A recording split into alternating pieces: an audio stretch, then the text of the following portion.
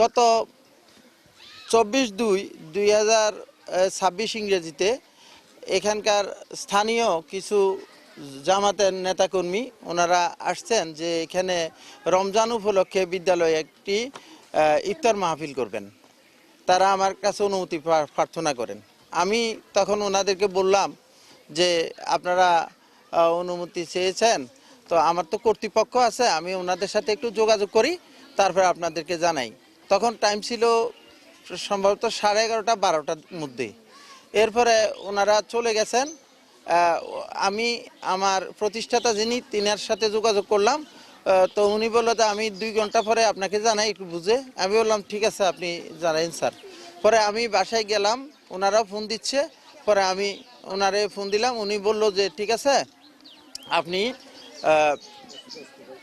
মানে ওনারা যদি কোনো ডিস্টার্ব না করে তাহলে এটা হইতে পারে, এটা হোক না, অসুবিধা নেই।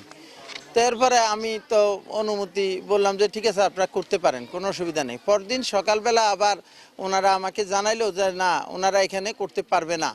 কেন করতে পারবে না, আমি তো আর দরকার নাই।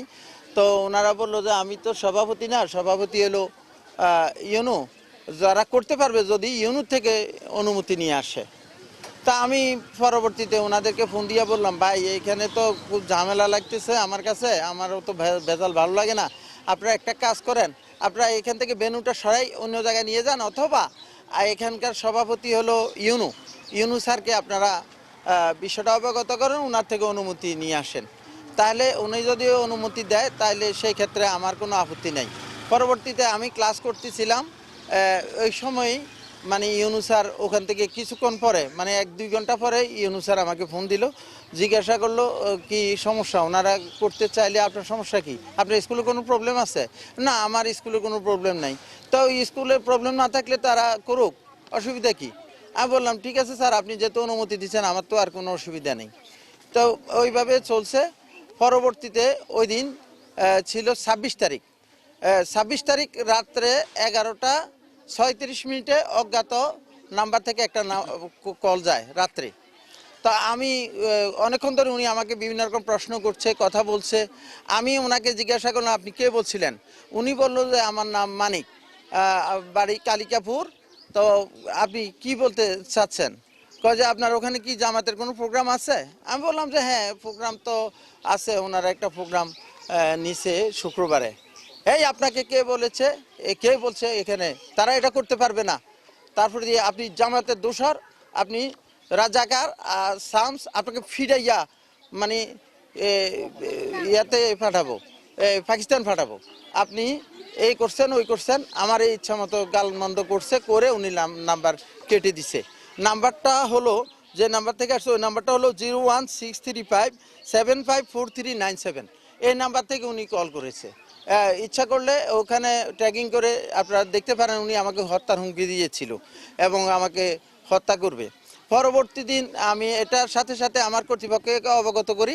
কর্তৃপক্ষরা বললো যে আপনি আইনগত ব্যবস্থা নেন। পরবর্তী দিন সকালবেলা আমি ঘুম থেকে উঠছি শুক্রবার, ওটা ছিল 27 তারিখ। ওনারা আমাকে আমি আমার কর্তৃপক্ষকে ফোন দিলাম, উনি আমাকে ফোন দিছে, আমার প্রতিষ্ঠাতা জনাব কাজী হাবিবুর রহমান আজাদ স্যার। উনি ফোন দিয়ে বলল যে স্যার এটা কি অবস্থা, আপনি একটা কাজ করেন, একটা ওই জিডি করেন। আমি বললাম আচ্ছা ঠিক আছে স্যার, আপনি যেভাবে বলেন। তো আমি জিডি করব এরকম প্ল্যান নিছি। ঠিক 11:36 ওই দিন 11টা শুক্রবার 11:29 ওই সেম নাম্বার থেকে তিনি আবার আমাকে ফোন করে অনেকক্ষণ ধরে গালমন্দ, অযাচিত আচরণ উনি করছে, অশ্রাব্য গালমন্দ উনি করছেন। আমি ধৈর্য ধরে এটা ওনাকে বুঝাইতে চেষ্টা করছি যে আসলে উপজেলা নির্বাহী অফিসার মহোদয় উনি এটা করছে, এটা তো আমার কিছু করার নাই, আপনি ওখানে একটু কাইন্ডলি যোগাযোগ করেন। কিন্তু তিনি আমার কোনো কথাই শুনলেন না। তিনি এর মধ্যে আমার ফ্যামিলিকে নিয়েও গালমন্দ করছে। এর মধ্যে আমার ছেলেরা এই লাউড স্পিকারে এই শব্দ শুনছে। পরে আরেকটা নাম মোবাইল এনে তারা এটার এইটুকু, যেটুকু রেকর্ড আমার কাছে একটু রেকর্ড আছে যে উনি আমাকে যে গালমন্দ করছে এটার এবং আমাকে হত্যার হুমকি দিছে, এই বিষয়টা একটু রেকর্ড আছে। এটা লাস্টে 1 মিনিট 55 সেকেন্ডের সম্ভবত এইটুকুই আছে আর কি। তো উনি যে মানে কোনো কারণ ব্যতিরেকেই উনি মানে অশ্রাব্য যে আচার আচরণ এবং কথাবার্তা বলছে, আমাকে হত্যার হুমকি দিছে। পরবর্তীতে আমি যাইয়া এটা তো মানে অফিসার ইনচার্জ আমাদের কোতোয়ালি ওনাকে এটা শুনাইছি এবং উনি জিডি গ্রহণ করেছে। এখন জিডি অলরেডি করেছি।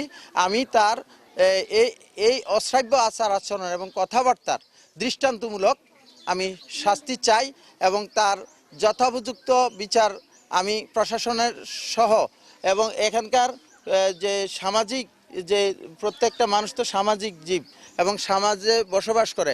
আমি সমাজের শ্রেণী পেশার সকল শ্রেণী পেশার মানুষের কাছে আমি এটার বিচার প্রার্থী। আমি তার বিচার চাই এবং তার যথোপযুক্ত বিচার আমি নিশ্চিত করার জন্য সবাইকে আমি আহ্বান করছি। এবং এরকম শীর্ষ সন্ত্রাসী এবং সেই শুধু আজকে নয়, দীর্ঘদিন থেকে এই কাজগুলো করে আসছে, জনগণের কাছে শুনেছি।